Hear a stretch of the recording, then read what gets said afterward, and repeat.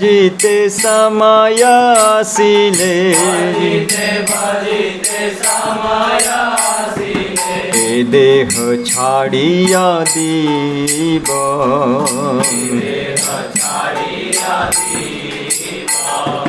ए देह छाड़िया दीब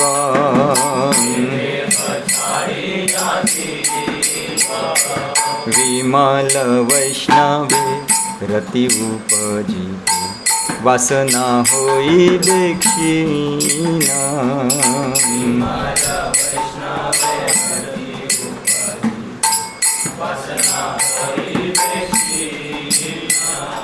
विमल वैष्णवे रति उपजिते वासना होई देखिना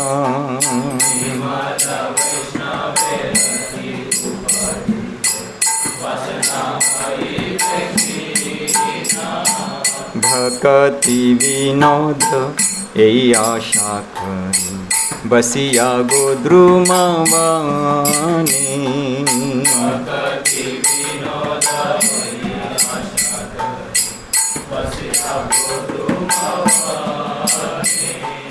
भक्ति विनोद यही आशा करी बसिया गोद्रुमावाने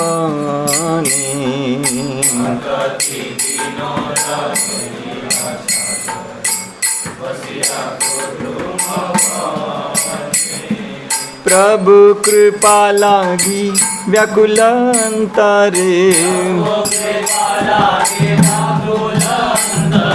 प्रभु कृपा लागी व्याकुल अंतरे सदा कांदे संगोपनी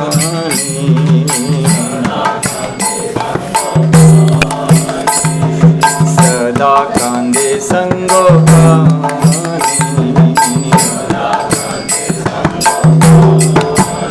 विमल वैष्णवी रति उपजिते वासना होई देखिना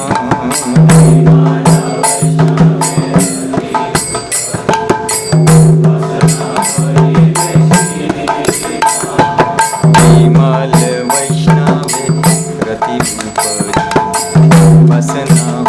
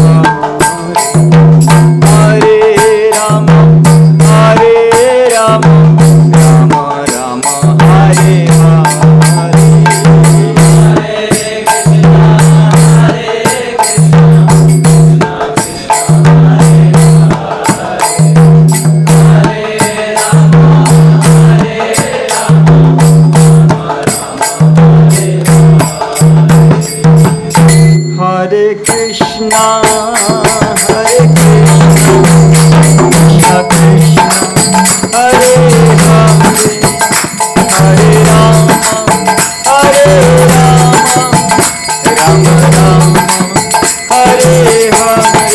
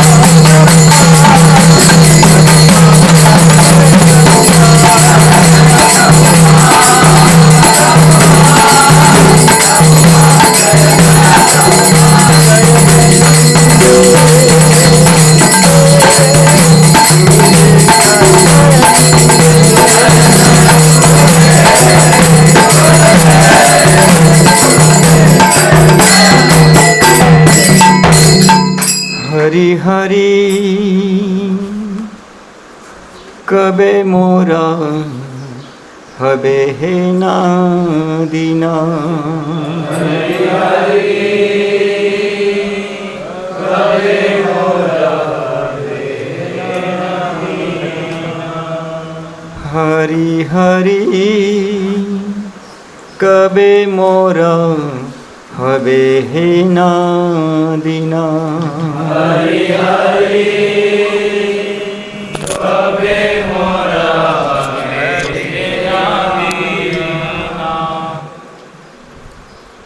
तो भक्ति में ठाकुर इस भजन में भगवान के सामने ये प्रार्थना कर रहे हैं, हमें समझा रहे कि भगवान को क्या प्रार्थना करनी चाहिए। तो कहते हैं कि हरि, ऐसा दिन कब आएगा कि जब मेरे हृदय में एक जो विमल वैष्णव होते हैं, शुद्ध भक्त, जो भगवान के सभी पार्षद हैं, ऐसे विमल वैष्णवों के प्रति मेरे मन में, मेरे हृदय में कब वो रति उत्पन्न होगी, उनके प्रति आसक्ति कब उत्पन्न होगी। क्योंकि वही आसक्ति हमारे हृदय के जो सभी प्रकार के भौतिक कामनाएं हैं, भौतिक वासना है, उसको क्षीण कर देगी। तो इसलिए ये जो हमारे लिए, हमारे जीवन का यही एक उद्देश्य है कि एन केन प्रकारे हम ऐसे विमल वैष्णवों के किस तरह से हम उनके प्रति हम आकर्षित हो जाए। और इसलिए ही पूरे संप्रदाय में जितने भी कुछ वैष्णव होके गए हैं, बस अगर हम हर रोज़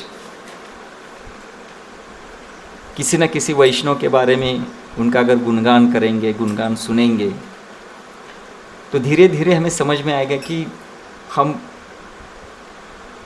बहुत तुच्छ है और ये भक्त कितने महान है।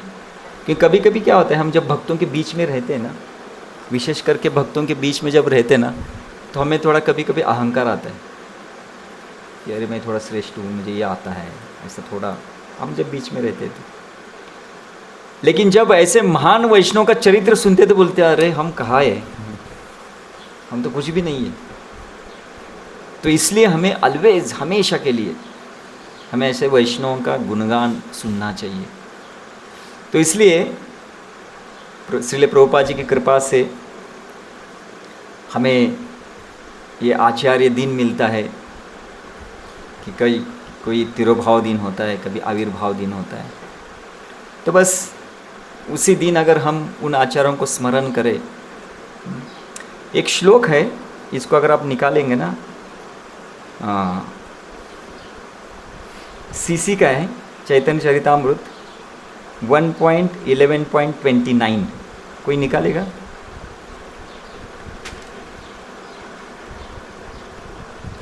(1.11.29)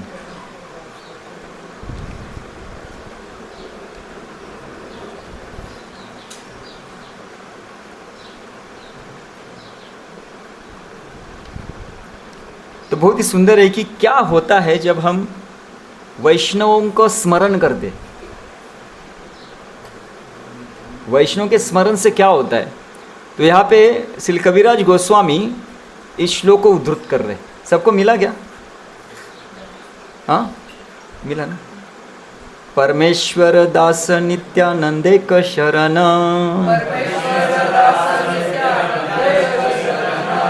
कृष्ण भक्ति पाए तारे ये करे स्मरण, कृष्ण भक्ति पाए तारे ये करे स्मरण, परमेश्वर दास नित्यानंदे क शरण, परमेश्वर दास नित्यानंदे क शरण, कृष्ण भक्ति पाए तारे ये करे स्मरण, कृष्ण भक्ति पाए तारे ये करे स्मरण, परमेश्वर दास नित्यानंदे क शरण, परमेश्वर दास नित्यानंदे क शरण, कृष्ण भक्ति पाए तारे ये करे स्मरण, कृष्ण भक्ति पाए तारे ये करे स्मरण। तो श्री कविराज गोस्वामी श्लोक में लिखते हैं कि एक वैष्णव का स्मरण करने का फायदा क्या है? क्या फायदा है? क्या फायदा? कृष्ण भक्ति प्राप्त हो जाती स्मरण करने से। तो बस स्मरण करना है उनका। तो इसलिए हम यहाँ पे क्यों, मुझे नहीं लगता कि आपको अभी जीवन भर कभी भी आपको जब कैलेंडर में ये देखो कि श्रीनिवास आचार्य का आविर्भाव दिन है या तिरुभाव दिन, का आप भूलेंगे क्या? बोले अरे हाय, जहाँ पे नाचने लगेंगे है कि नहीं कभी भी। तो मैं तो कहता हूँ कि ऐसे सभी आचार्यों का अगर मुझे कैलेंडर में देखेंगे, क्योंकि हम अभी हर बार जब कैलेंडर देखेंगे तो कोई ना कोई तो आचार्य रहेगा। तो बस हर एक आचार्य का इसी तरह का लीला है, इसी तरह का है। तो आज तो हमने झलक देखा तो मुझे नहीं लगता कि कभी आप भूल जाओगे। बोले कि श्रीनिवास आचार्य क्या भूलेंगे? नहीं, कभी नहीं भूल सकते। तो इसलिए वैष्णवों को स्मरण करना बहुत जरूरी है। हम है ना अपने आप माया से दूर हो जाएंगे, दूर अपने आप। अभी माया को हम दूर कर रहे हैं। जितना हम माया को दूर कर रहे हैं, माया उतना ही हमें नज़दीक ले रही है। लेकिन बस हमें, अगर हम वैष्णवों का ध्यान करेंगे, वैष्णवों का स्मरण करेंगे, तो बस अपने आप इस स्मरण से माया दूर जाएगी। तो इसलिए हम कोशिश करेंगे। अभी आज की सुबह के सत्र में हमने श्रीनिवास आचार्य के बारे में विस्तृत वर्णन किया। तभी हम अभी 2 आचार्य बाकी है, श्रील परमेश्वर दास ठाकुर और श्रील माधवेंद्र पुरी पाद। तो प्रयास करते हैं कि इनके बारे में थोड़ा संक्षिप्त में, क्योंकि जितना अभ्यास मैंने इनका किया था इतना उतना नहीं किया है। क्योंकि पूर्ण रूप से कई दिनों से मैं श्रीनिवास आचार्य के लीलाओं में मग्न हो गया था, मतलब रमन कर रहा था, रमन। तो इसलिए सब आ रहा था। तो वैसा क्योंकि एक ही साथ एक ही कर सकता हूँ ना इतना उनका मेडिटेशन नहीं हुआ, समझ रहे? तो आपको ध्यान में आएगा, मुझे बताऊंगा तो आपको ध्यान में आएगा। प्रभु जी का तैयारी नहीं है तो नहीं है लेकिन सुबह का कैसा था वो क्योंकि पूर्ण रूप से कई दिनों से अभी ऐसा भी आज का दिन पूरा होगा ना तो मैं नरोत्तम दास ठाकुर की लीला में प्रवेश करने वाला बस। तो उसका आपको बहुत झलक आएगी जब हम उनका वितरण मतलब बोलेंगे उनके बारे में। तो बस अभी इनका जो भी है, मेरी जो भी क्षमता है, जितना भी भगवान बुद्धि देंगे, मत्ता स्मृति ज्ञान अपोहनम च, वही बुद्धि देते हैं, वही विस्मृति देते हैं। तो उनकी कृपा से मैंने इसका सिर्फ अध्ययन किया है, पढ़ाई किया है, लेकिन ऐसा उसके बारे में ऐसा कुछ चिंतन नहीं किया है। तो बस जो भी उन दोनों आचार्यों को जितना भी स्फुरित हो रहा है मैं बताने का प्रयास करूँगा। और उसके बाद में जितना भी समय में मिलता है हम कीर्तन करेंगे, क्योंकि फेस्टिवल वही होता है। और आपको समझ में आए, क्योंकि ये सभी जन कीर्तन की लीला है। क्योंकि जब हम आचार्यों के स्मरण करना का चालू करते हैं ना, तो बस आदि मध्य और अंत्य, कीर्तन कीर्तन और कीर्तन, और कीर्तन पूरा होने के बाद होता है प्रसाद। तो इसलिए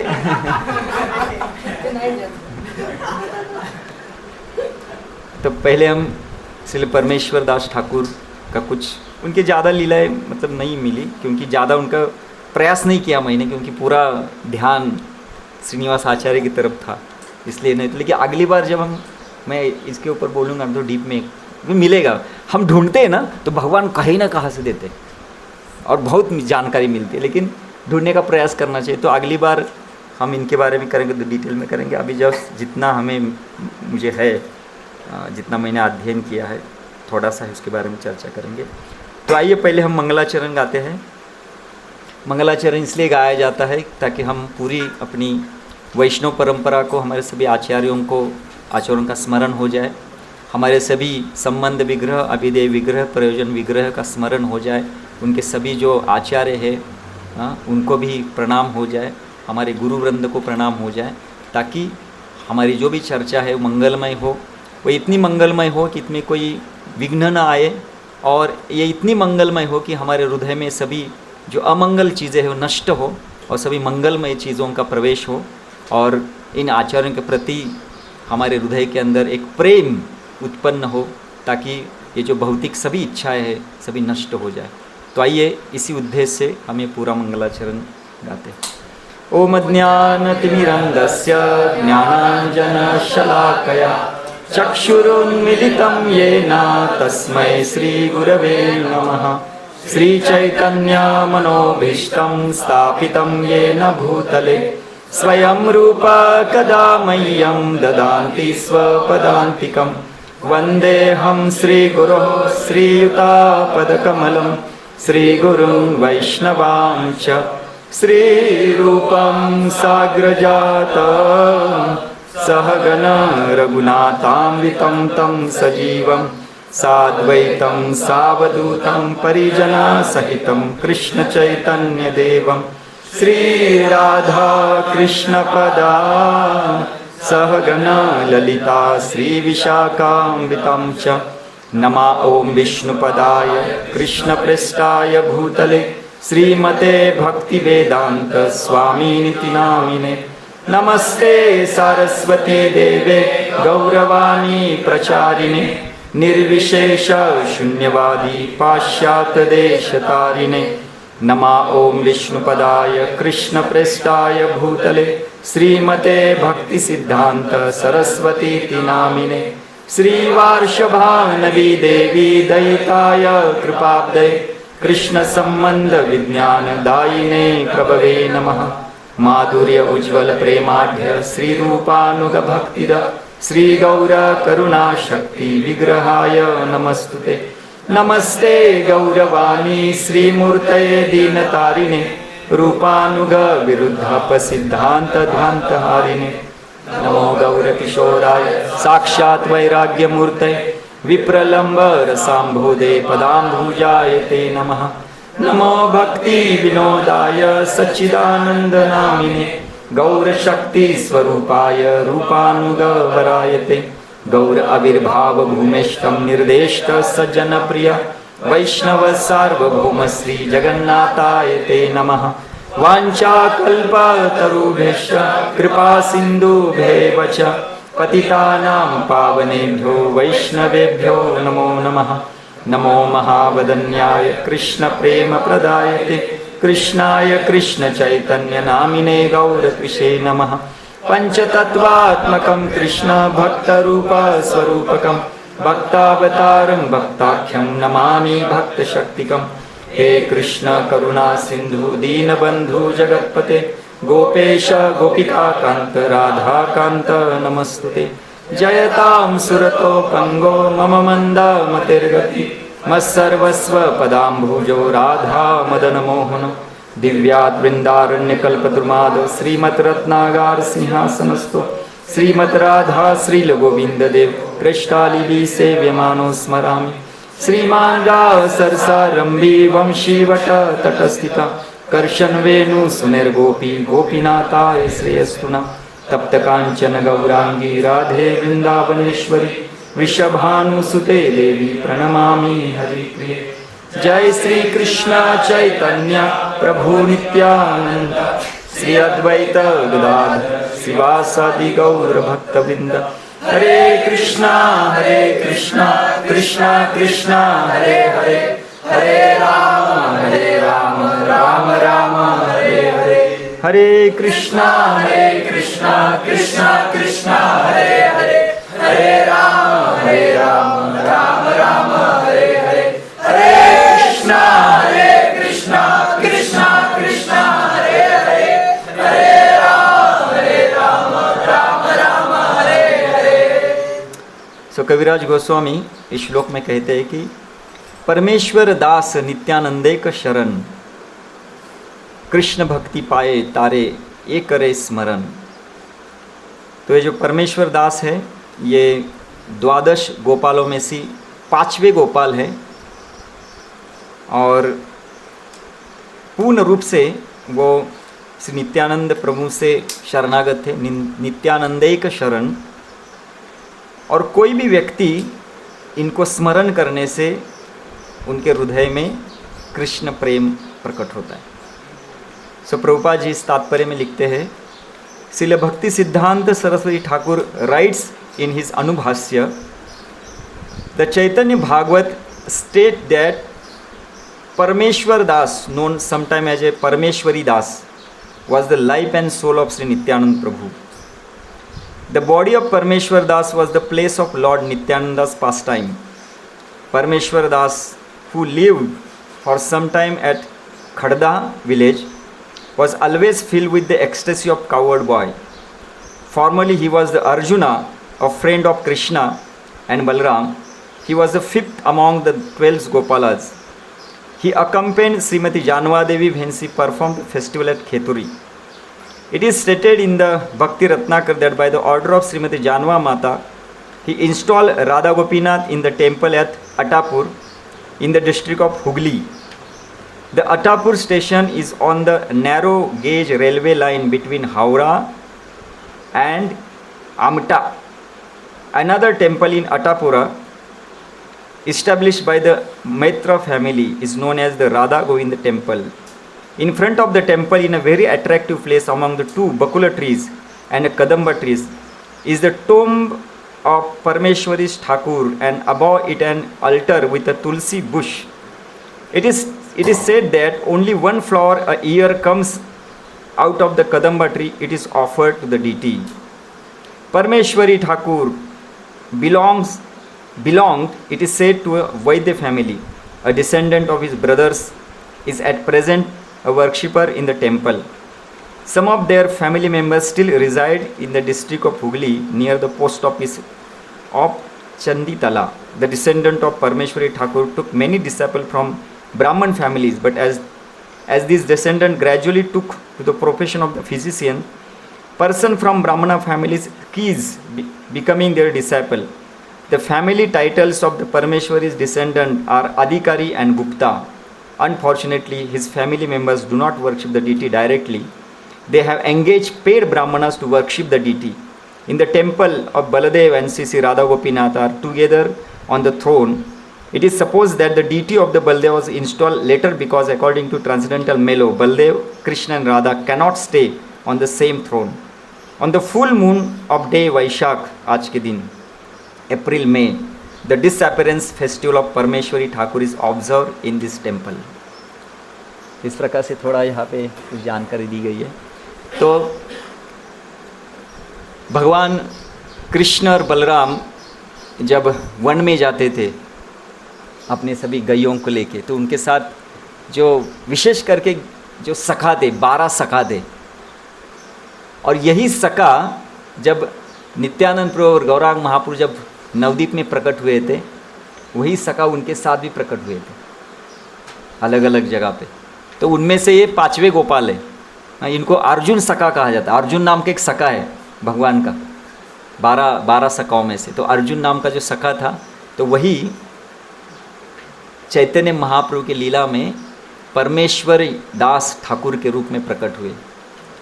और जितने भी 12 गोपाल चैतन्य महाप्रभु की लीला में प्रकट हुए, नित्यानंद प्रभु के पार्षद बने, क्योंकि वो सखा भाव में थे ना, तो सभी नित्यानंद प्रभु के पार्षद बने। और यही इसी 12 गोपालों में से, मतलब ये जो 12 गोपाल थे, उनकी एक विशेष कीर्तन पार्टी थी, और उसको ही नित्यानंद प्रभु की विशेष कीर्तन पार्टी कहा जाता है। विशेष, और कोई एटिकेट का पालन नहीं होता, कोई नहीं, बिल्कुल बेभाम होकर नृत्य करते थे। उनको कपड़ों का ध्यान नहीं था, जगह का ध्यान रहता था, स्थान प्लेस कुछ ध्यान में। कैसे भी, मतलब जैसे पागल लोग कीर्तन करते ना, पागल, तो पूर्ण कृष्ण प्रेम में पूर्ण पागल होते हुए वो कीर्तन करते थे। तो हम एक बार चर्चा कर रहे थे, जब श्री चैतन्य महाप्रभु संन्यास लेने के बाद जब नीलाचल में उन्होंने प्रवेश किया, और नीलाचल में श्री चैतन्य महाप्रभु रह रहे थे, तो अचानक एक दिन श्री चैतन्य महाप्रभु नित्यानंद प्रभु कहते हैं कि हे नित्यानंद, अभी मैं तो यहाँ पे रह रहा हूँ, लेकिन नवदीप में प्रचार कौन करेगा? अभी आपको बंगाल जाना पड़ेगा, बंगाल में प्रचार करना पड़ेगा। तो नित्यानंद प्रभु कहते हैं कि आप जाओ, और आपके साथ ये सब जो आपकी पार्टी है, आपके पार्षद है, सब लेके जाओ। तो उस दिन नित्यानंद प्रभु बंगाल के लिए अपनी कीर्तन पार्टी के साथ जाते, उसमें गदाधर दास है कि अद्भुत थे। गदाधर दास अद्भुत मतलब क्या, उन्होंने जब सुना, जब वो बंगाल गए, उन्होंने सुना कि काजी भगवान का नाम नहीं लेता है। बोले काजी की क्या हिम्मत, भगवान का नाम नहीं लेता है। कलयुग में चैतन्य महाप्रभु वही भगवान प्रकट हुए और काजी की ये हिम्मत, वो नाम नहीं लेता। काजी कहाँ है? तो भागते हुए काजी के घर में गए, दरवाजा को ठोकर लगा के अंदर घुसे। काजी सो गया था। बोले काजी उठो, आज के आज आपको भगवान का नाम लेना है। काजी डर गया, बोला है कौन ये, मेरा इतना पूरा साम्राज्य है और ये व्यक्ति रात को मुझे बोल रहा है। बोले काजी बोलो, आप भगवान का नाम ले लो। काजी नींद से कैसे तो बाहर आ गया, बोला देखो भाई, मैं आज हरि का नाम नहीं लूंगा, कल लूंगा। तो ये जो गदाधर दास थे बोले अरे कल क्यों, आज ही आपने हरि का नाम लेता, हरि हरि हरि हरि हरि हरि बोल के पागल हो गए, नाचते हुए उस उनके महल से बाहर गए। वो काजी बोला कैसे भक्त ये। तो ऐसे भक्त नित्यानंद के पार्टी में थे। एक थे वो अपने अभिराम गोपाल ना, ये भी ये ऐसे भक्त थे कि वो भी कीर्तन करते करते ना, क्योंकि वो जब गोपाल आवेश में रहते थे ना तो भगवान बांसुरी बजाते थे। ये भी कभी कभी वहाँ पे बांसुरी बजाते जब जंगल में जाते थे। तो इनको हमेशा एक वो ये रहता था कि जब कीर्तन चलता है ना, हाथ में बांसुरी लेके बजाना, और घंटों घंटा कीर्तन में सभी भक्त घूम रहे, ये एक जगह पे स्टेडी रहते हुए एकदम स्थिर रहते थे और बांसुरी हाथ में लेते हैं और शांति से बजाते रहते। बाकी सब घूम रहे, ये सब शांत है। तो एक बार कीर्तन चल रहा था, कई बार ऐसा हुआ है, कई बार जब कीर्तन चलता था तो उनको वो आवेश आता था, बोलते मैं बांसुरी बजाता हूँ। तो उनको एक दिन बांसुरी नहीं मिली तो ढूंढ रहे कहाँ है बांसुरी, कहाँ है। तो एक बड़ा पेड़ था, उस बड़े पेड़ को उखाड़ा और हाथ में लिया और कम से कम 6-8 घंटा एक जगह पे खड़े होकर उस पेड़ को पकड़े और शांति से बांसुरी बजा रहे। ऐसे थे अभिराम गोपाल, ऐसे भक्त नित्यानंद की पार्टी में थे। और उसमें से एक परमेश्वरी, ये ठाकुर, ये भी ऐसे ही थे। ये भी कीर्तन करते थे ना, उनका कीर्तन का धमाका ऐसा होता था, जैसे सुबह हम चर्चा कर रहे थे ना, वो इतना ज़ोर से कीर्तन करते थे, इतना ज़ोर से कीर्तन करते थे कि लोग बोलते थे अरे क्या है, लोगों के अंदर द्वेष आता था, देख कैसे कीर्तन करते। तो एक दिन कुछ द्वेषी लोगों ने क्या किया, एक मरा हुआ कोल्हे को है ना उनके कीर्तन के अंदर डाल दिया। बोले अभी देखो ऐसा उनका कीर्तन है ना, हमें क्या करना है, भ्रष्ट करना है। तो बस मरे हुए उस कोल्हे को डाल दिया अंदर। जैसे ही कोल्हा अंदर गया और इनका कीर्तन इतना बेभाम होके हो रहा है, वो कोल्हा अपने ऊपर अगले 2 पैर ऊपर करके जोर से हरे कृष्णा कृष्णा कृष्णा हरे राम राम राम हरे हरे। तो जोर से वो कीर्तन करने लगा। सभी बोले अरे क्या हो रहा है, हम तो कीर्तन को बंद करने के लिए कर रहे, लेकिन क्या अद्भुत शक्ति है। तो देखो कीर्तन की शक्ति इतनी होती है कि मरा हुआ प्राणी भी कीर्तन के अंदर प्रवेश करता है तो वो भी जीवित होता है। के आमी और के तुम्ही ये कीर्तन की शक्ति है। तो इसलिए ऐसे ही परमेश्वरी दास थे।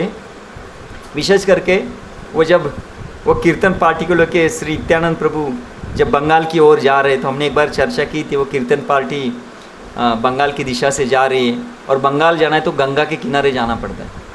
लेकिन ये इतना कीर्तन एक्सट्रेसी में भाव विभोर होकर करते थे, उनको पता नहीं चलता कि गंगा कहाँ है। तो कीर्तन करते हुए जाते थे और अचानक बोलते थे अरे रास्ता कौन सा रास्ता है। तो किसी गाँव वाले से पूछते थे, बोले बंगाल का रास्ता क्या। बोले बंगाल, बोले यार आप कई किलोमीटर दूर आ गए, पीछे जाओ पीछे। तो फिर कीर्तन पार्टी घूम के पीछे जाती थी। फिर पीछे जाते वो रास्ता भूल के कीर्तन करते हुए दूसरी जगह पे जाते, दिशा में जाते। फिर किसी को पूछते अरे भाई बंगाल का रास्ता क्या। बोले बंगाल का रास्ता तो कई किलोमीटर आप दूर आ गए। बोले जाओ वहाँ से। फिर कीर्तन पार्टी घूमती थी। ऐसा कई महीने लगा था उनको बंगाल जाने के लिए। जब नित्यानंद एक गाँव में प्रवेश करते, कौन सा गाँव है पता है वो, राघव पंडित पानीहट्टी में जब जाते, क्योंकि जब श्री चैतन्य महाप्रभु जब पहली बार उन्होंने संन्यास लेने के बाद वह राघव पंडित के घर गए थे पानीहट्टी में, वहाँ पे जोर से कीर्तन हुआ था। और उसी समय जब चैतन्य महाप्रभु वहाँ से जा रहे, क्योंकि राघव पंडित भगवान के चैतन्य महाप्रभु के अंतरंगा पार्षद थे, तो उनको बताया कि मुझ में और नित्यानंद में कोई फर्क नहीं है, इसलिए जैसे आप मेरी सेवा करते वैसे आप नित्यानंद प्रभु की सेवा करना, उनको बताया था। और नित्यानंद प्रभु को पता था, इसलिए नित्यानंद प्रभु बंगाल जाते समय पानीहट्टी से आ गए और 3 महीना इनके गांव में रहे थे, 3 महीना। और 3 महीना रात और दिन इनके गांव में कीर्तन चल रहा था। 1 महीना तो केवल छोटे छोटे बच्चों के साथ वो कीर्तन कर रहे थे, छोटे बच्चे, 1 महीना पूरा। और ये बच्चों ने खाना पीना भूल गए थे और इतना नृत्य और वो उनमें इतनी शक्ति आ गई थी, ऐसे पेड़ को उखाड़ते थे कीर्तन के समय पे। छोटे छोटे बच्चे, 5 या 7 साल के बच्चे ना, बड़े बड़े पेड़ को उखाड़ के फेंकते थे। गाँव वाले बोले अरे क्या चल रहा है ये, कितना बड़ा, मतलब क्या शक्ति अद्भुत। और इतना ही नहीं, वो नृत्य करते करते ना पेड़ के ऊपर चढ़ना, पेड़ के पत्ते के ऊपर, पत्ता होता है ना उसके ऊपर नृत्य करते थे, उसके ऊपर नृत्य करते थे। तो ऐसे नित्यानंद प्रभु की कीर्तन पार्टी थी। तो यहाँ पे गांव में इतना जोर से कीर्तन होता तो गांव वाले सब देखने के लिए आते थे। और नित्यानंद प्रभु, ऐसे चैतन्य भागवत में वर्णन है, जब नित्यानंद प्रभु कीर्तन करते थे तो अपने आँखों से जिस दिशा की ओर देखते थे उस दिशा में कृष्ण प्रेम की बाढ़ आती थी। जिस दिशा में देखते थे उस दिशा में कृष्ण प्रेम की बाढ़ आती थी। तो पूरे पानीहट्टी में पूरे गांव को श्री नित्यानंद प्रभु ने कृष्ण प्रेम से भर दिया था। तो इस तरह से वो कीर्तन करते करते बंगाल की तरफ आ रहे। और जब आगे श्री चैतन्य महाप्रभु अप्रकट होते हैं, उनके वियोग में नित्यानंद प्रभु अप्रकट होते हैं, तो नित्यानंद प्रभु के जो पार्षद थे परमेश्वरी दास, तो वो जानवा माता के साथ रहना चालू कर, उनको असिस्ट कर रहे हैं। और जानवा माता जब नित्यानंद प्रभु अप्रकट होते तो पूरे बंगाल में, विशेषकर बंगाल ने पूरे गौड़ीय संप्रदाय की धारा को अगर किसी ने संभाला तो जानवा माता थी। और वही वो श्रील रूप और सनातन गोस्वामी को प्रेरणा देती कि आपको लिखना है, जल्दी से लिखना है, जल्दी से जल्दी आप जो लिटरेचर है महाप्रभु की शिक्षाओं को जल्दी से जल्दी निर्माण कीजिए। तो वो वहाँ से प्रेरणा देती थी। इसलिए सनातन गोस्वामी, रूप गोस्वामी बोले ठीक है हम लिख रहे, लेकिन वो श्रीनिवास को भेजो ना यहाँ पे, हम थोड़ा उनको सिखाएंगे वही बोले थे। तो जानवा माता के साथ परमेश्वरी दास ये रहते थे। और विशेष करके जब पहली बार जो गौर पूर्णिमा महोत्सव मनाया गया था, कौन से गांव में? खेतूर में। बहुत बड़ा फेस्टिवल था। उसमें विशेष करके हमारे 3 महान भक्त थे। कौन? नरोत्तम दास ठाकुर, श्यामानंद प्रभु और श्रीनिवास आचार्य। और जानवा माता को बुलाया गया था। और ये खेतूर का फेस्टिवल इतना था, कई दिन तक चल रहा था, कई दिन तक। और जानवा माता ने अपने खुद के हाथों से भोग बनाए थे, खुद के हाथों से। लेकिन मुझे बहुत ही एक आश्चर्यकारक बात लगी। भक्ति रत्नाकर में श्री नरहरि सरकार लिखते हैं, जानवा माता प्रिपरेशन कब शुरू करती थी? जप होने के बाद। पहले उठ के सुबह का जप पूरा करती थी और उसके बाद में भोग बनाने की शुरुआत करती। तो अपने हाथों से जानवा माता ने अनेक अनेक प्रकार के भोग बनाए थे। तो जानवा माता के साथ श्री वृंदावन दास ठाकुर गए थे, उनके साथ ये परमेश्वरी दास ठाकुर थे, और कौन कौन थे, ऐसे बहुत से भक्त थे, वो खेतूर में गए थे इस फेस्टिवल के लिए। और बहुत बड़ा फेस्टिवल हुआ था। और उस फेस्टिवल में विशेष करके साक्षात गौर निताय प्रकट हो गए थे, साक्षात गौर निताय प्रकट हो गए थे। वो अपने भोग को स्वीकार कर रहे और जानवा माता देख रही है कि साक्षात गौर निताय प्रकट हो गए। इतना बड़ा कीर्तन हुआ था। और उस समय पे खेतूर में जो फेस्टिवल था, उस फेस्टिवल में वृंदावन दास ठाकुर भी थे। वृंदावन दास ठाकुर भी उस फेस्टिवल को, मतलब जानवा माता के अनुगत्य के नीचे बहुत बड़ा फेस्टिवल हुआ था। तो जब नित्यानंद प्रभु के अप्रकट होने के बाद जानवा माता ने पूरे बंगाल में कृष्ण भक्ति की धुरा को संभाला था। तो साधारण नहीं है। एक भजन में श्री भक्तिविनोद ठाकुर लिखते, बोलते जानवा माता कौन है? वो नित्यानंद प्रभु की शक्ति है और कृष्ण भक्ति की गुरु है। वो भजन निकाल सकते हैं कि बहुत अच्छा है। वो आपको मोबाइल में डालना पड़ेगा, भक्तिविनोद ठाकुर ग्लोरीफाई जानवा माता, तब आएगा वो भजन, क्योंकि हमारे भजन में नहीं है वो। हमारे भजन बुक में नहीं है। आकुल ऐसा शुरू होता था, आकुल आकुल ऐसा कुछ तो है वो।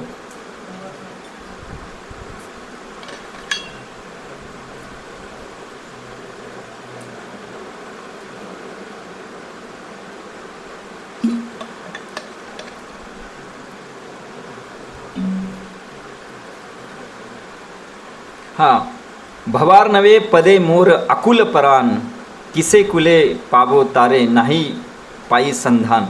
तो भक्तिविनोद ठाकुर बोलते हैं कि मैं इस भव सागर में गिरा हुआ हूँ और मुझे अभी कोई दूसरा आश्रय नहीं मिल रहा है। ध्यान से सुनिए, बहुत सुंदर भजन है। बोले न आछे कर्म बले, ये इंग्लिश है ये।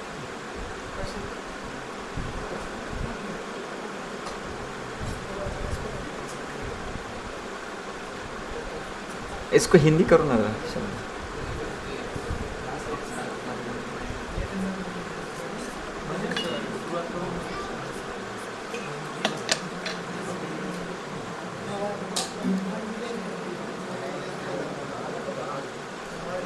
तो इस भजन में ना भक्तिविनोद ठाकुर अपनी दीनहीन जो परिस्थिति, यहाँ पे बड़ा रसायन था, दीनहीन परिस्थिति को बोल रहे। बोले इंद्रियों के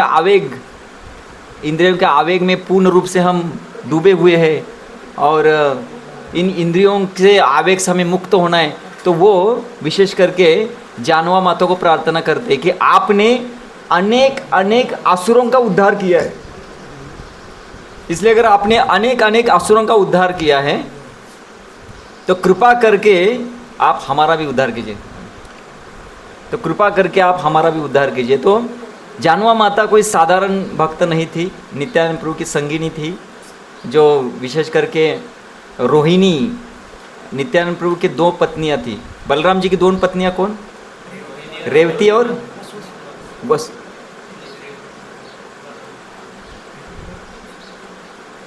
रेवती और नहीं, वो वसुधा और जानवा, ये नित्यानंद प्रभु की वाइफ है। लेकिन कृष्ण लीला में नहीं रे, वो नहीं, कृष्ण लीला में उनका नाम क्या था? बलराम जी की पत्नियां। तो वही यहाँ पे जानवा और वसुधा के रूप में प्रकट हुए थे। तो जानवा माता की साधारण थे और जानवा माता को कोई संतान नहीं थी, लेकिन वसुधा को 2 संतान थी। एक्चुअली वसुधा को अनेक संतान हो रही थी, लेकिन जब भी उनको संतान होती थी तो अभिराम गोपाल उनका दर्शन करने के लिए जाते थे।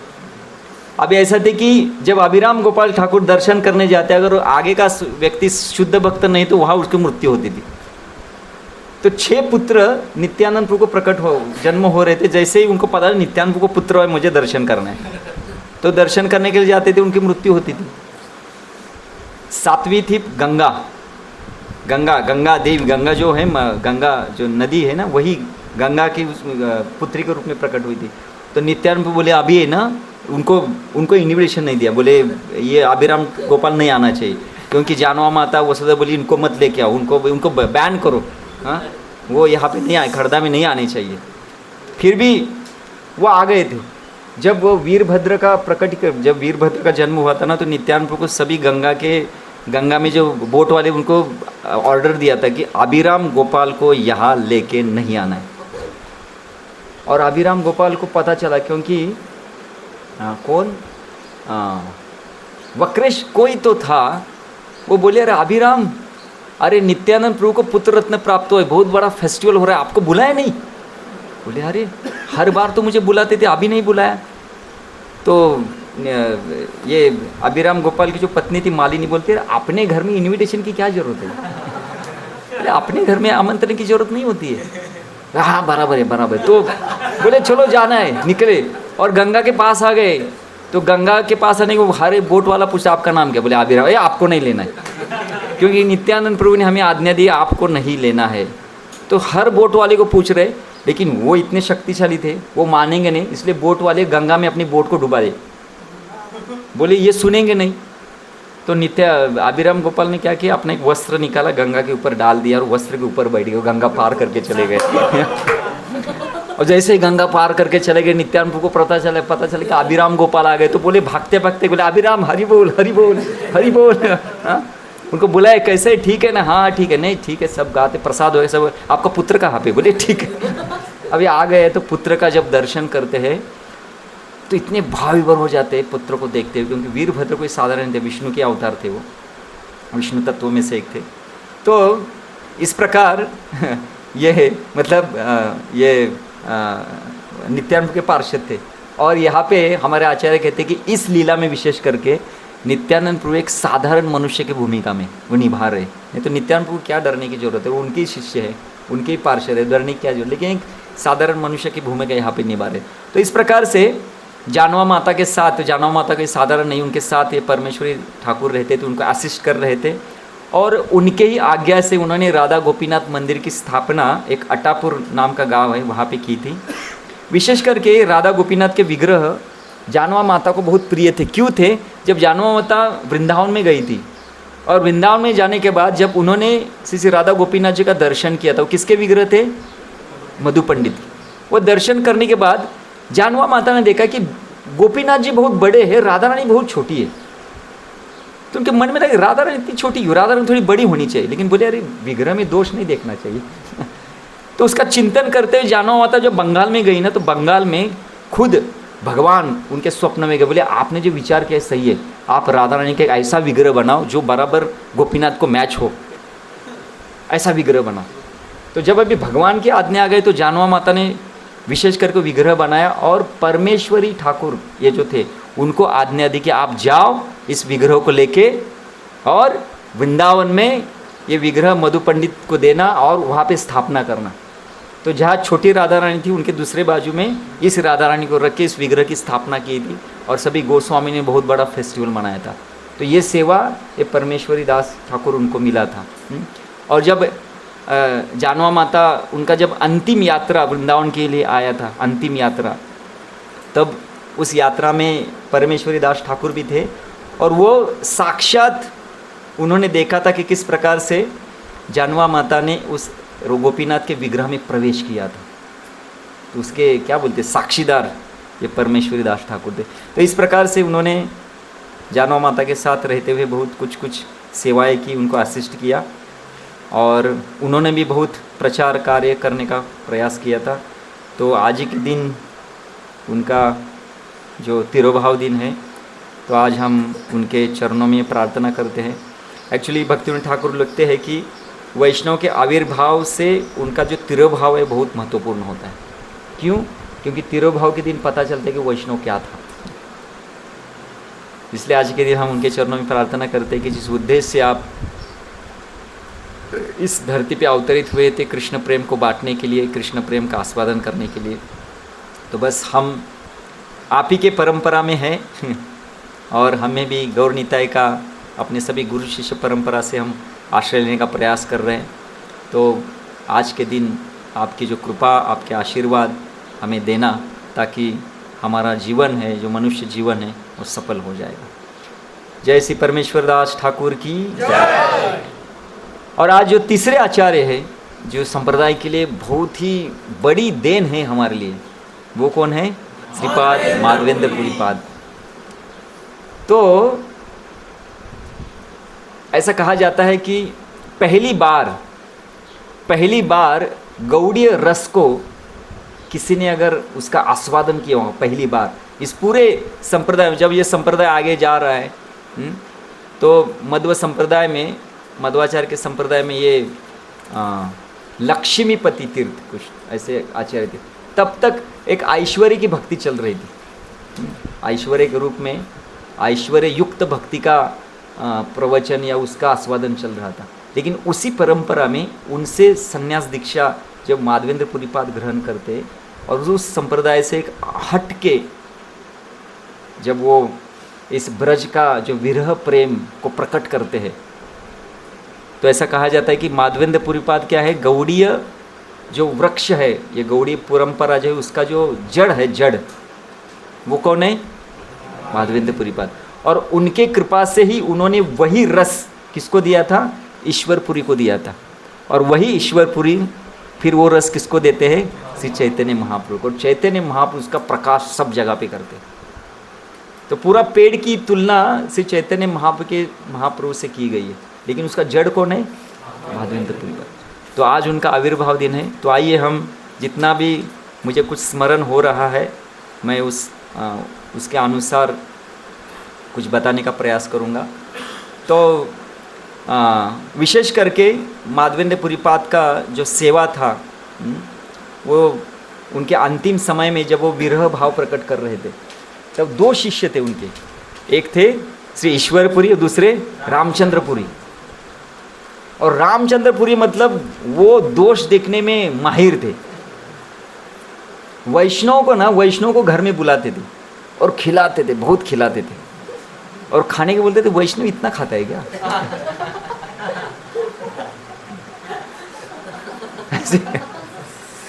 तो दोष देखने में माहिर थे। और ये वैष्णव के दोष देखते देखते देखते अपने गुरु के अंदर भी दोष देखने लगे, बहुत भयानक हुआ। तो जब अंतिम समय पे श्रीपाद माधवेंद्र पुरीपाद उस विरह प्रेम को चक रहे थे, आई दीन दयाद्र नाथ है, तो श्रीमती राधा रानी जब भगवान श्री कृष्ण मथुरा में प्रवेश करते, मथुरा चले जाते हैं, तो वृंदावन में हर रोज श्रीमती राधा रानी पूर्ण रूप से उस विरह प्रेम में उनको इतना क्लेश हो रहा था, विरह का क्लेश हो रहा था, बहुत दुखी थी, कष्टी थी। और वो उस भाव को वो बोल रही थी, आई दीन दयाद्र नाथ है, हम तो बहुत ही दीन दयाद्र है, हे नाथ, हे मथुरा नाथ, अवलोकस्य, आपका जो दर्शन हमें नहीं मिल रहा है।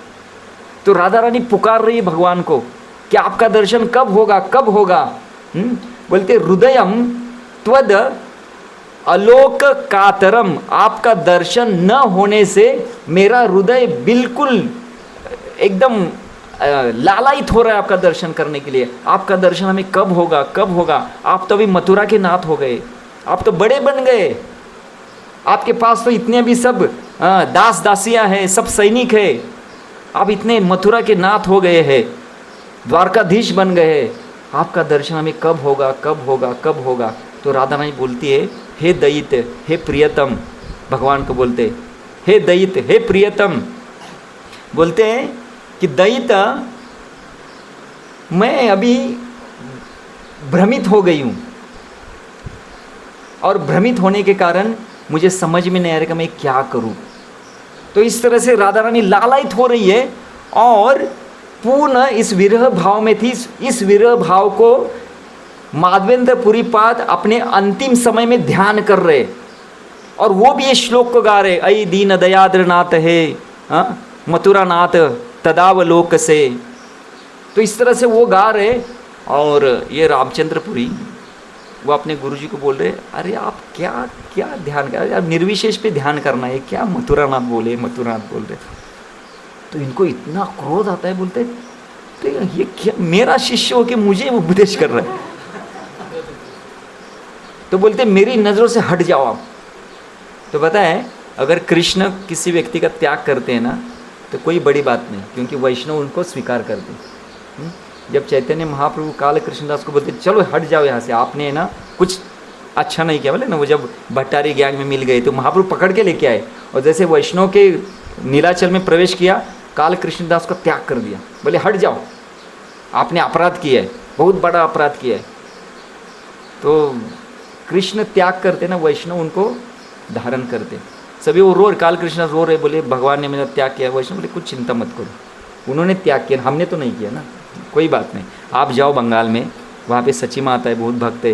क्योंकि चैतन्य महाप्रभु जब साउथ इंडिया यात्रा करते उनके साथ ये थे, बोले आप जाओ और सची माता को और सभी नवदीप भक्तों को ना साउथ इंडिया यात्रा का महाप्रभु की लीलाओं के बारे में बताओ। तो देखो, भगवान त्याग करते तो भक्त सेवा देते, लेकिन जब भक्त त्याग करते ना, बाकी सब आकारण मेला फिर जो मतलब भक्तों का त्याग है, फिर उसको कोई नहीं धारण कर सकता। तो इस प्रकार इस रामचंद्रपुरी को जब वो इस तरह से गुरु को उपदेश दे रहे हैं, तो माधवेंद्र पुरीपाद को बहुत कष्ट हुआ। बोला मैं इस भाव में, वो भाव ब्रज का सबसे उच्च भाव, उस उच्च भाव में उस आस्वादन करो, ये मुझे उपदेश जाए। तो उनको बोलते आप मेरी नज़रों से हट जाओ, तो उनको वहाँ से निकाल देते। लेकिन ईश्वर पुरीपाद बहुत ही सुंदर रूप से माधवेंद्र पुरीपाद की सेवा करते हैं, और माधवेंद्र पुरीपाद इतना खुश होते, इतने खुश होते, बोलते आपने मुझे इतना प्रसन्न किया, इतना प्रसन्न किया है, मैं आज आपको इस गौड़ीय जो धारा है, गौड़ीय रस है, वो पूरा मैं आपको प्रदान करता हूँ। उसी समय पे उनकी सेवा करने का फल क्या था? ईश्वर पुरीपाद के हृदय में पूरा कृष्ण प्रेम, जो गौड़ीय रस का कृष्ण प्रेम था, वो प्रकट हो गया था। तो इसलिए ऐसा कहा गया है कि जितने भी कुछ श्लोक है ना, इस शास्त्र में जितने भी कुछ श्लोक है ना, उन श्लोक में गौड़ीय संप्रदाय ने एक श्लोक को उठाया है। पता है वो कौन सा है? हाँ,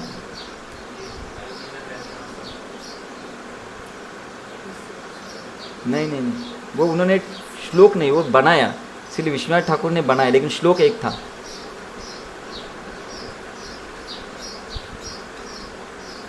वो श्लोक है ना, मुझे एक शब्द याद आएगा तो मैं बोलूँगा कि जितनी भक्ति आपकी भगवान में, उतनी भक्ति गुरु में होनी चाहिए। कौन सा श्लोक है वो?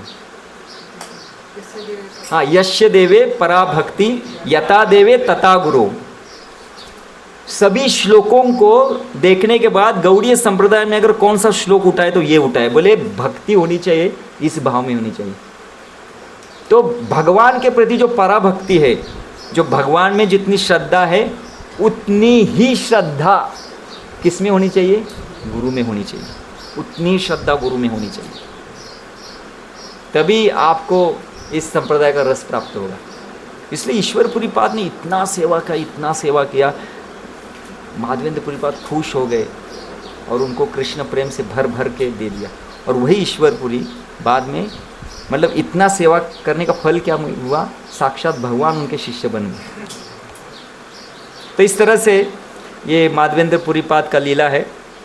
तो आइए हम मिलके जब किस प्रकार से चैतन्य महाप्रभु जब माधवेंद्र पुरी का स्मरण करते हैं, उनकी कथा बताते थे, उनके जिस प्रकार से कविराज गोस्वामी चैतन्य चरितामृत कथा बता रहे, उस कथा का हम कुछ बताने का प्रयास करता हूँ। तो जब चैतन्य महाप्रभु संन्यास के बाद जब वो नीलाचल की तरफ जा रहे थे, तो अनेक गांव से प्रचार करते हुए महाप्रभु निकल गए। उनके साथ नित्यानंद प्रभु और उनके साथ कुछ पार्षद थे। और एक दिन वो रेमुना में आते, रेमुना। और रेमुना विशेष करके फेमस किसके लिए है पता है? किसके लिए? मतलब क्या? मतलब ऐसे भगवान देखो जिनका नाम क्या है? चोर। और उन्होंने अपने भक्त के लिए चोरी की, ऐसे भगवान। तो महाप्रभु ने जैसे ही प्रवेश किया, कविराज गोस्वामी लिखते हैं कि अगर माधवेंद्र पुरीपाद का अगर स्मरण करना हो तो पहले शुरुआत किसकी स्मरण? बोले भगवान उनके लिए चोर बन गए, बोले खीर चोर गोपीनाथ। उस मंदिर में जब श्री चैतन्य महाप्रभु नित्यानंद प्रभु के साथ भक्तों के साथ जो प्रवेश करते हैं, तो महाप्रभु को वो लीला याद आई थी। बोलते देखो भक्तगणों, मेरे गुरुजी ईश्वर पुरीपाद ने मुझे यहाँ की लीला बताई है और मैं आपको बताने का प्रयास करता हूँ, क्या आप सुनने के लिए तैयार है? तो भक्त जोर से बोले हरि। तो फिर श्री चैतन्य महाप्रभु उस लीला को बताते, बोलते एक बाद माधवेंद्र पुरीपाद प्रेम में विवल हो गए। देखिए, जिसने भी कृष्ण प्रेम को धारण किया और कृष्ण प्रेम की अति उच्च सीमा में अगर वो चला गया, तो ध्यान में रखिए वो इस जगत का नहीं रहता है। उसको लोग बोलेंगे ये पागल है। पागल मतलब जैसे कोई ड्रिंक शराब पी के रास्ते में कैसे घूमता है, पता है ना?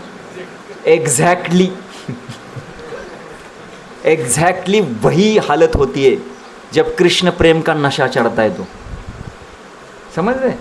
जैसे पिए हुए व्यक्ति को पूरा जगत का कुछ ध्यान नहीं होता ना, वैसे कृष्ण प्रेम का नशा जिसको चढ़ता है उसको इस जगत का पूरा ध्यान नहीं रहता। और इस आवेश में माधवेंद्र पुरीपाद वृंदावन में प्रवेश करते और वृंदावन में पूर्ण प्रेम हुए, नाचते हुए, गाते हुए, कभी कभी लोटपोट हो रहे, अश्रुपात हो रहे, गिड़गिड़ा रहे, पुकार रहे। और उस तरह से जब वो वृंदावन में प्रवेश करते, गोवर्धन में जाते, गोवर्धन में गोवर्धन जी का परिक्रमा करते। परिक्रमा करने के बाद गोविंद कुंड के यहाँ पे एक पेड़ था, उस पेड़ के नीचे ये बैठ गए। और कविराज गोस्वामी कहते कि उन्होंने ना अपने पालन पोषण के लिए वो उनको बोलते हैं कि एक होते याचक वृत्ति और दूसरे अयाचक वृत्ति। याचक वृत्ति मतलब याचना करना, भिक्षा मांगना, तो पेट भरने के लिए भिक्षा मांगना घर घर में जाके। लेकिन ये ऐसे भिक्षुक थे, इन्होंने अयाचक वृत्ति, अयाचक वृत्ति मतलब क्या है, हाँ अजगर की तरफ मांगना नहीं, सामने से कोई देगा ना तो ठीक है, बस कोई मांगना नहीं, सामने से कोई देगा तो ठीक है। और भगवान ऐसे भक्तों को देते थे। तभी ये गोविंद कुंड के पास यहाँ पे बैठे हैं और ध्यान में मग्न हो गए, और अचानक एक छोटा सा बालक उनके सामने दूध लेके आया, दूध का मटका लेके आया। हाँ हाँ हाँ हाँ, गिरिराज के पास गोविंद कुंड, वही गिरिराज जी का गौरन लीला में अभिषेक हुआ था, इंद्रदेव ने अभिषेक किया था, तो वो अभिषेक का जल वो जिस कुंड में गोविंद, हाँ, तो भगवान को क्या बोलते उसे, ब्रज का राजा करके घोषित किया था, इंद्र ने, क्योंकि इंद्र मानता नहीं था ना। तो वो गोविंद कुंड, वहाँ पे वो बैठे थे। तो वहाँ पे एक छोटा सा ग्वाल, एक बालक, ब्रजवासी बालक, हाथ में ना एक दूध का मटका लेके वो आ गया, और माधवनपुरी बात को कहते कि आप, ये वृंदावन है, वृंदावन, और वृंदावन में कोई भूखा नहीं रहता है, तो वृंदावन में कोई भी जाके भिक्षा मांग के अपना जीवन यापन कर सकता है, लेकिन जो भिक्षा नहीं मांगता उसके लिए मैं उसकी योजना करता हूँ। और आप जब यहाँ से गुजर रहे थे तो कुछ हमारे ब्रजवासियों ने आपको देखा, उन्होंने मुझे बताया, अभी उनके पास समय नहीं था, उन्होंने कहा कि कोई ये सन्यासी वहाँ पे आया है, बहुत ही अद्भुत सन्यासी है, जाइए उनको थोड़ा दूध दे के आइए। तो मैं उनकी आज्ञा लेके आपके लिए कुछ दूध लेके आया हूँ। तो फिर माधवेंद्रपुरी बात अच्छा व्यक्ति जो भी अपने आप आएगा और स्वीकार कर रहे हैं, तो उन्होंने लिया और दूध बहुत टेस्टी था।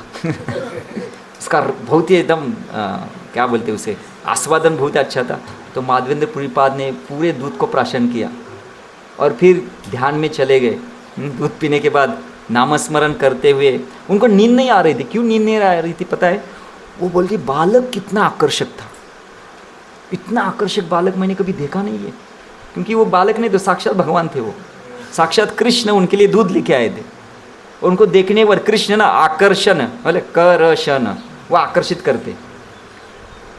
तो माधवेंद्रपुरी पाद उनके ध्यान में थे कि ये कितना बालक सुंदर था, तो उनको रात को नींद नहीं आ रही थी, बस नामस्मरण कर रहे, दूध का आस्वादन किया तो टेस्ट भी अभी तक है, और वो बालक का आकर्षण भी था। इतने में उनकी थोड़ी सी निद्रा लग गई, जब करते समय निद्रा लग गई। हमें भी निद्रा लगती है, लेकिन उनको भी निद्रा लग गई। जैसे उनको निद्रा आ गई ना अश्विन, जैसे उनको निद्रा आ गई तो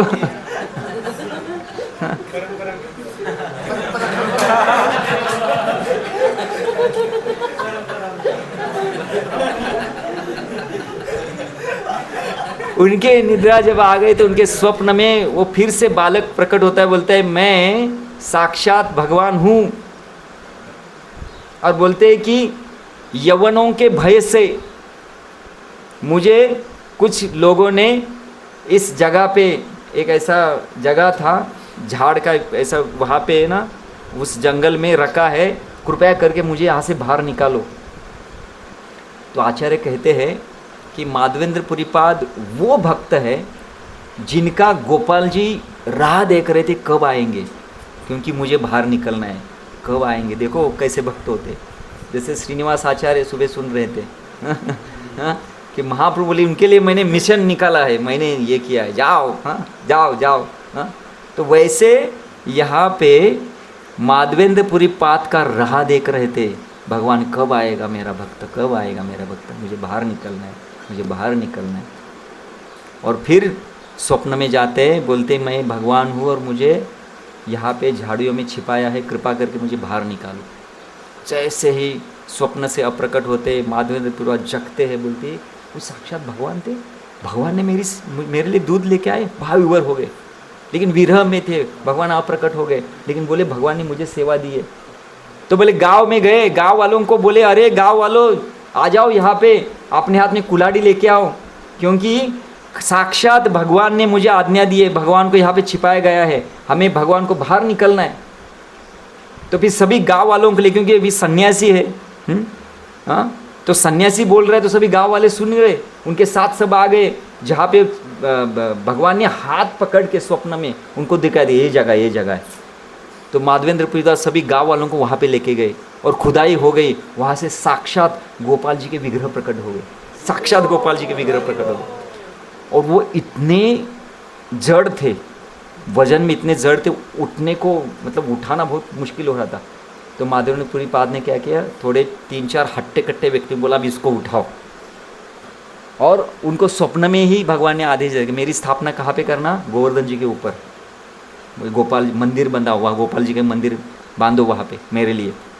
और माधवेंद्र पुरीपाद ने उन हट्टे कट्टे व्यक्तियों से उस विग्रह को लेके वो गोवर्धन के ऊपर गए और वहाँ पे एक मंदिर किया और मंदिर में उन्होंने गोपाल जी की स्थापना की। अभी पूरे वृंदावन के अलग अलग जगह पे सबको पता चला कि साक्षात विग्रह प्रकट हुए हैं, एक सन्यासी को विग्रह प्रकट हुए। तो पूरे वृंदावन वासी जो गोवर्धन के वहाँ पे रहते थे सभी लोग अपने हाथ में अन्न धान्य लेते हुए भगवान को देखने के लिए आ गए। तो हर रोज़ ऐसे कई महीने फेस्टिवल हो रहा था, कई महीने चल रहा। रोज़ किसी न किसी गांव से लोग अन्न धान्य लेके आते थे। माधवेंद्र पुरीपाद उस अन्न को वैसे कुकिंग करते थे, भगवान को भोग लगाते, बहुत बड़े अभिषेक हो रहा था। पहले अभिषेक होता था, फिर भोग होता था, आरती होती थी। और जितने भी कोच डिवोटी वहाँ आते थे उन सबको माधवेंद्र पुरीपाद अपने हाथों से प्रसाद खिलाते थे। और सब जाने के बाद रात को सिर्फ थोड़ा दूध लेके सो जाते थे खुद, लेकिन सबको भर भर के प्रसाद बांट रहे थे। ऐसे कई महीनों तक ये फेस्टिवल चलता रहा, क्योंकि हर एक गांव को पता चलता था। तो बाद में लिस्ट लगती थी किसका गांव कब आएगा, कौन आएगा। तो हाँ, एक एक गांव आके के वो फेस्टिवल हो रहा था। तो इस प्रकार से कई महीने बीतने के बाद एक दिन अचानक फिर से स्वप्न में गोपाल जी गए। वही बालक गए, बोले देखो माधवेंद्रपुरी, आपने इतना मुझे अभिषेक कर रहे, लेकिन मेरे शरीर का दाह अभी तक कम नहीं हुआ है, क्योंकि झाड़ियों में पड़ा हुआ था तो शरीर को बहुत दाह हो रहा है। मुझे ठंडे शीतलता प्रदान करो, मेरे लिए चंदन लेके आओ। भगवान ने खुद आज्ञा दी। अभी देखो तब है ना, माधवेंद्र पुरीपाद बहुत बड़े गुरु बन गए थे। उनके अनेक अनेक शिष्य थे, अनेक अनेक शिष्यों को उन्होंने दीक्षा देके गोपाल जी की सेवा के लिए वो लगा रहे थे। तो जब अभी भगवान बोल रहे चंदन लेके आओ, तो माधवेंद्र पुरीपाद बोल सकते थे अपने शिष्यों को, जाओ भगवान को अभी चंदन चाहिए, आप लेके चंदन लेके आओ, हाँ नीलाचल जाओ वहाँ से चंदन लेके आओ। लेकिन नहीं, भगवान ने मुझे बोला है ना, वो खुद बोले ठीक है मैं जाता हूँ। और फिर माधवेंद्र पुरीपाद अपने कुछ शिष्यों को वहाँ पे रखते गोपाल जी की सेवा के लिए, और वो वहाँ से बंगाल नीलाचल की तरफ निकलते। चलते चलते चलते अचानक एक दिन रेमुना में आते, और रेमुना में जब प्रवेश करते हैं, रेमुना में प्रवेश करने के बाद गोपीनाथ के मंदिर में वो प्रवेश करते हैं। और शाम का समय था, संध्या आरती हो रही थी, संध्या आरती का भोग लग रहा था। और वो ब्राह्मण को पूछ रहे, बोले यहाँ पे गोपीनाथ को कौन कौन से भोग लगते हैं? बोलते यहाँ पे तो अलग अलग प्रकार के भोग लगते हैं, लेकिन संध्या का भोग एक विशेष करके एक खीर होती है, उसका नाम है अमृत केली। बोले खीर होती है, बहुत ही सुंदर है, गोपीनाथ उससे बहुत प्रसन्न होते। तो ब्राह्मण को पूछ रहे कि क्या भोग लगता है, क्योंकि मैं अगर वहाँ पे गोपीनाथ को भी लगा, गोपाल जी को लगा सकता हूँ। और अचानक उनके मन में आता है कि अगर ये भोग थोड़ा सा मुझे चखने को मिला तो इसकी टेस्ट समझ में आ गई, तो टेस्ट अगर समझेगी तो मैं इसी प्रकार का भोग बना सकता हूँ मेरे गोपाल के लिए। ऐसा मन में जैसे ही विचार आता है तो बोलती अरे मैंने क्या किया, भगवान का अभी तक भोग लग रहा है और मैं विचार कर रहा हूँ मैं कितना पतित हूँ, मैं कितना पापी हूँ, मैं कैसे विचार कर सकता हूँ कि भोग लगने से पहले उसका आस्वादन करना। तो बोलते तो इतना उनको बुरा लगा, वो मंदिर उन्होंने छोड़ दिया। आरती होने के बाद पश्चाताप करते हुए मंदिर छोड़ के एक बाजार में जाके वहाँ पे पश्चाताप करने लगे, नाम लेते हुए पश्चाताप कर रहे, मैं पापी हूँ, मैं पापी हूँ, मैं पापी हूँ। अभी देखो एक शुद्ध भक्त ने इच्छा की है प्रसाद खाने की, और गोपीनाथ जी वहाँ पे देख रहे हैं, क्योंकि मेरा भक्त मेरे सामने आके बोलता है मुझे थोड़ा चखना है और मेरे लिए बोल रहे हैं, तो उसकी इच्छा मैं क्यों ना पूरी करूँ। तो फिर रात को जैसे ही वो संध्या आरती का भोग लग जाता है, उसको भोग उठा के पुजारी जाता है, दर्शन बंद होता है, संध्या शयन आरती ड्रेसिंग होता है, अल्टर बंद होता है, पुजारी सो जाता है। रात को ही पुजारी को भगवान उठो, अरे आप उठो। बोले क्या हुआ भगवान, उठो, मैंने पर्दे के पीछे एक मटका छिपाया है। बोले मेरे भक्त ने इच्छा की है तो उसके लिए मैंने खीर का एक पात्र चुराया है और मैंने पर्दे के पीछे रखा, आप जाओ उस पात्र को लेके उस बाजार में एक माधवेंद्रपुरी पात करके मेरा भक्त है, उसको जाके दे दो। पुजारी एकदम मतलब बाबा रात को 12 बजे भगवान उतारे, तो पुजारी उठ गया, स्नान किया और अच्छा कपड़ा, फ्रेश कपड़ा डाल के उन्होंने अल्टर खोल दिया और जैसे पर्दे के पीछे गए तो वहाँ पे एक पात्र था, मटका, खीर का भरा हुआ मटका था। बोले क्या भगवान है और क्या भक्त है। बोले एक भक्त के लिए भगवान चोरी भी करते तो पुजारी इतना प्रसन्न हुए, बोले क्या भक्त है माधवेंद्रपुरी। बोले कहाँ है माधवेंद्रपुरी, कहाँ है माधवेंद्रपुरी, माधवेंद्रपुरी कहाँ पे हो आप। ऐसे पुकारते हुए उस गांव में घूम रहे तो एक बाजार में माधवेंद्रपुरी पश्चाताप कर रहे, रो रहे कि मैंने क्या गलती की, मैंने ऐसी इच्छा क्यों की, भगवान की भोग का आस्वादन इच्छा की चखने की, मैं बहुत पापी हूँ, बहुत पतित हूँ। तो इस प्रकार बोल रहे और ये पुजारी उनको ढूंढ रहे। बोले माधवेंद्रपुरी पात कहाँ पे है, कहाँ हो पुरीपात, कहाँ हो। तो उनका ध्यान गया, बोले मैं ही हूँ। बोले क्या हुआ। बोले आपके लिए भगवान ने खीर चुराई है और ये मेरे पास है, भगवान ने मुझे बताया आपको देना है। तो पहले तो माधवेंद्रपुरी इतने खुश हो गए, इतने खुश हो गए, बोले मेरे लिए भगवान ने चोरी की, मेरे लिए। और फिर उन्होंने क्या किया, भूख भी लगी थी देखो वो कृष्ण लीला में ना एक बार रूप गोस्वामी सनातन गोस्वामी को कुछ खिलाना चाहते थे और वो कुछ खिलाना चाहते थे और कुछ सामान भी नहीं था, लेकिन मन में इच्छा इनको कुछ खिलाएं क्योंकि बड़े भाई थे, प्रेम बहुत था। क्या करे इतने में श्रीमती राधा रानी को पता चलता है कि रूप गोस्वामी की इच्छा हो रही कि उनको कुछ खिलाना है। तो खुद राधा रानी कुछ लेके आते हैं, ऐसा तो कहा जाता है कुछ लेके आते हैं, राधा रानी पकाती भी, ऐसा भी है, खुद खीर पकाती है और रूप गोस्वामी दे, बोले जाओ अपने भाई को दे दो। और फिर रूप गोस्वामी खीर लेके सनातन गोस्वामी के पास जाते हैं और सनातन गोस्वामी को बोलते देखो आपको मैं कुछ देना चाहता हूँ। बोले क्या हुआ, खीर है, अच्छा।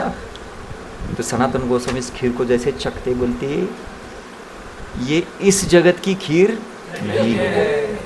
बोले मुझे बताओ ये कहाँ से आया, ये कहाँ से आया, आप मुझे बताओ तो फिर वो बोलते एक छोटी सी बालिका थी, उन्होंने दिया। तो सनातन गोस्वामी को पता चला कि एक बालिका दूसरी कोई नहीं थी, वो तो श्रीमती राधा रानी थी। तो सनातन गोस्वामी को इतना क्रोध आया, बोले हे रूप, अरे हम श्रीमती राधा रानी के सेवा के लिए है, हमें कभी भी श्रीमती राधा रानी का सेवा नहीं लेना है, ऐसा नहीं करना है। लेकिन वो खीर चाटे रहे थे क्योंकि खीर तो इतनी मधुर थी, तो खीर का आस्वादन भी हो रहा है और उनको डांट भी रहे, बोले क्यों गलत है, मूर्ख है, ऐसा करता है वैसा, खीर खा रहे तो आध्यात्मिक जगत में इस तरह से होता है। तो यहाँ भी वैसा हो रहा है कि माधवेंद्रपुरी पात को पश्चाताप भी हो रहा है, दुखी भी है, लेकिन भगवान ने मेरे लिए खीर चुराई है। तो पूर्ण खीर का आस्वादन करते, इतना आस्वादन करते कि वो खीर के मटके को भी अपने पास रखते और मटके का थोड़ा टुकड़ा भी खाते रहते हर रोज़। जैसे उन्होंने खीर प्राशन की तो उनको लगा कि अभी ये बात पूरे रेमुना में पता चलेगी और प्रसिद्धि बहुत भयानक होती है। तो माधवेंद्रपुरी पाद उसी रात को उस रेमुना से भाग गए, बोले ये प्रसिद्धि नहीं चाहिए क्योंकि प्रसिद्धि भयानक होती है, लोग मुझे महान भक्त सोचेंगे, लोग मुझे महान बोलेंगे। तो वहाँ से वो भाग गए और नीलाचल की तरफ वो जा रहे। लेकिन क्या करें, भगवान अगर अपने भक्त की महानता को अगर भगवान को प्रचार करना है तो कौन रोक सकता है। तो नीलाचल में पहुँचने के पहले ही माधवेंद्रपुरी पाद की प्रसिद्धि पूरी जगह पे हो गई थी। वो प्रसिद्ध हो गए, बोले ऐसे भक्त हैं जिनके लिए भगवान खुद चोरी करते और सभी भक्त माधवेंद्रपुरी पाद का स्वागत करने के लिए नीलाचल में है।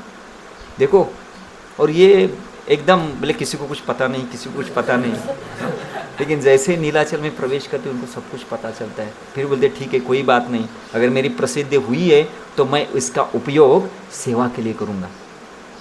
तो सभी लोगों को बोलते कि मैं यहाँ पे मेरे गोपाल जी के लिए चंदन लाने के लिए आया हूँ, तो कृपया मुझे मदद कीजिए।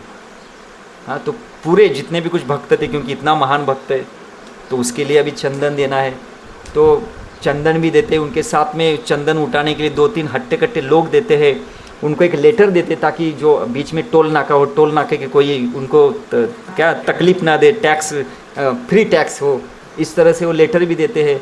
और फिर माधवेंद्र पुरीपाद इन सब चंदन को लेते हुए वो फिर से रिटर्न जर्नी में निकलते, आते आते रेमुना में आते हैं। रेमुना में जब रुकते तो उसी दिन रात को जब वो सोते हैं तो गोपीनाथ जी आते, बोलते हे माधवेंद्र पुरीपाद आप कितने अच्छे भक्त हो। हाँ, बोले गोपाल जी और मुझ में कोई फ़र्क नहीं है, आप अगर ये चंदन मुझे लगाओगे तो वो चंदन उनको भी लगेगा। तो माधवेंद्र पुरीपाद को लगा कितनी अच्छी बात है, भगवान साक्षात, उसमें कोई भेद नहीं, वही गोपाल वही गोपीनाथ जी है।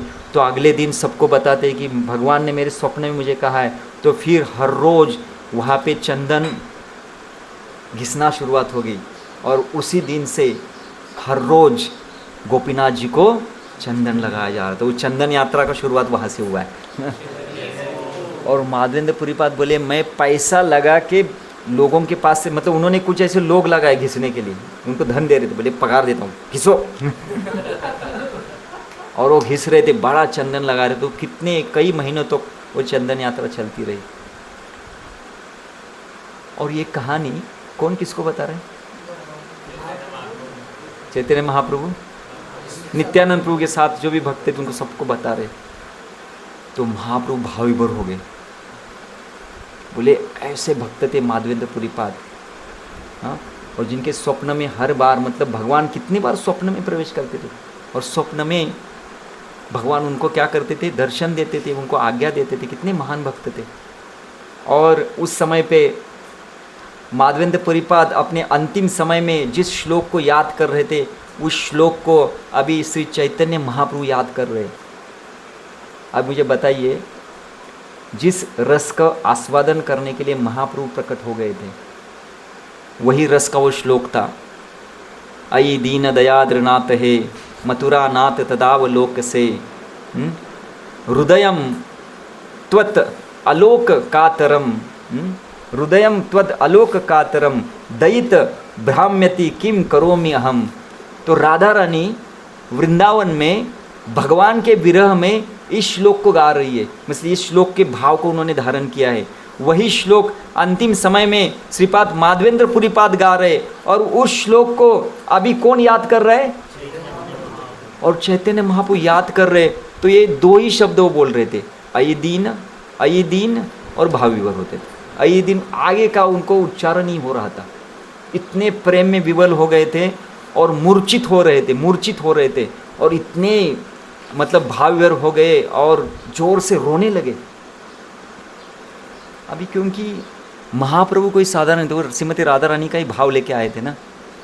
और ऐसा कहा जाता है कि 3 ही लोग थे इस श्लोक का अर्थ उनको पता था। एक थे माधवेंद्र पुरीपाद, दूसरे थे चैतन्य महाप्रभु, तीसरे थे श्रीमती राधा रानी।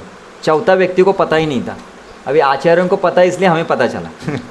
ये तो बोलते चौथा व्यक्ति को पता ही नहीं इस श्लोक का अर्थ। वो श्लोक अगर महाप्रभु गा रहे और महाप्रभु इतने भाव विभोर हो गए, भाव विभोर होते हुए उन्होंने इतना कीर्तन किया, वहाँ पे इतना कीर्तन किया, जोर से कीर्तन हुआ और रोने लगे। रोते हुए वो मूर्छित हो गए। नित्यानंद प्रभु में देखा कि महाप्रभु साक्षात मूर्छित हो गए और पूर्ण रूप से अशांत दिख रहे थे, बहुत दुखी थे, कष्टी थे, क्योंकि श्री चैतन्य महाप्रभु कृष्ण विरह में रो रहे थे। और नित्यानंद प्रभु को पता चला तो नित्यानंद प्रभु ने उनको क्या किया, शांत किया। महाप्रभु को उन्होंने शांत किया, अपने गोद में लिया और उनको शांत किया, और महाप्रभु शांत हो गए। और शांत हो रहे थे उसी समय सभी रेमुना के वासी थे जो मंदिर में थे, वो महाप्रभु के इस दृश्य को देख रहे थे। बोले ये क्या, कितना असाधारण दृश्य है ये। और तभी पुजारी ने तभी भोग लगाया था, क्योंकि संध्या आरती का विशेष भोग था ये, अमृत के लिए खीर। तो उसके रोज़ 12 मटके लगते थे, 12। तो 12 के 12 मटके सभी वो पुजारी किसको देता है, महाप्रभु को देता है। तो महाप्रभु उसमें से 5 लेते, 7 बोलते आप ही ले लो। कविराज गोस्वामी लिखते हैं, बोलते कि महाप्रभु ने गोपीनाथ के रूप में खीर का तो आस्वादन किया ही था, क्योंकि वही भगवान है, लेकिन अभी बाहर भक्त के रूप में उसका आस्वादन करना चाहते थे। तो 7 पात्र वापस दे दिए, बोले पुजारी आप ये भी महाप्रसादी गोविंद आपको रखो, 5 लेंगे और उस खीर का नित्यानंद के साथ वो आस्वादन कर रहे हैं। और आस्वादन करने के बाद महाप्रभु उन्होंने रात्र भर वहाँ पे बैठ के नाम संकीर्तन किया। जय जय श्री चैतन्य जय नित्यानंद, जय जय श्री चैतन्य जय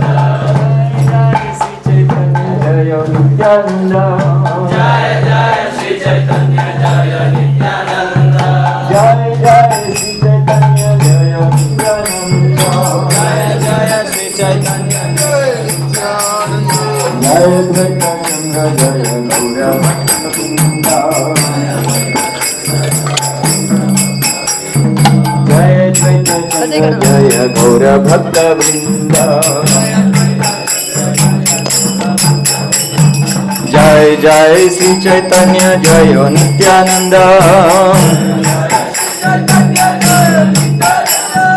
जय जय श्री चैतन्य जय नित्यानंद, जय जय श्री चैतन्य जय नित्यानंद, जय द्वैतानंद जय गौर भक्त वृंदा,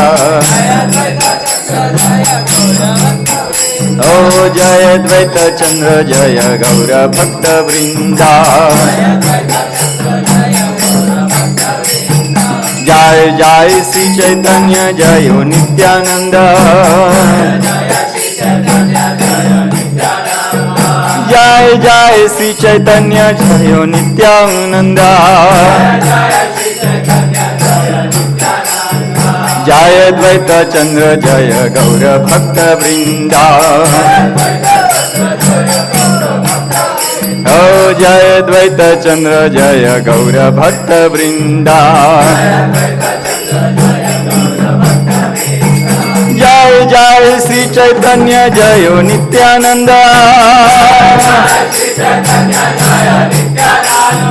जय जय श्री चैतन्य जय नित्यानंद, जय द्वैत चंद्र जय गौर भक्त वृंदा, ओ जय द्वैत चंद्र जय गौर भक्त वृंदा, जय जय श्री चैतन्य जय नित्यानंद, जय जय श्री चैतन्य जय नित्यानंद, जय जय श्री चैतन्य जय नित्यानंद, जय द्वैत चंद्र जय गौर भक्त वृंदा, ओ जय द्वैत चंद्र जय गौर भक्त वृंदा, ओ जय जय श्री चैतन्य जय नित्यानंद, ओ जय जय श्री चैतन्य जय नित्यानंद, जय जय श्री चैतन्य जय नित्यानंद, जय द्वैत चंद्र जय गौर भक्त वृंदा, जय द्वैत चंद्र जय गौर भक्त वृंदा, जय जय श्री चैतन्य जय नित्यानंद, जय जय श्री चैतन्य जय नित्यानंद, जय जय श्री चैतन्य जय नित्यानंद, जय द्वैत चंद्र जय गौर भक्त वृंदा, ओ जय द्वैत चंद्र जय गौर भक्त वृंदा, ओ जय जय श्री चैतन्य जय नित्यानंद, ओ जय जय श्री चैतन्य जय नित्यानंद, जय द्वैत चंद्र जय गौर भक्त वृंदा, ओ जय द्वैत चंद्र जय गौर भक्त वृंदा, जय जय श्री चैतन्य जय नित्यानंद, जय जय श्री चैतन्य जय नित्यानंद, जय द्वैत चंद्र भक्त वृंदा,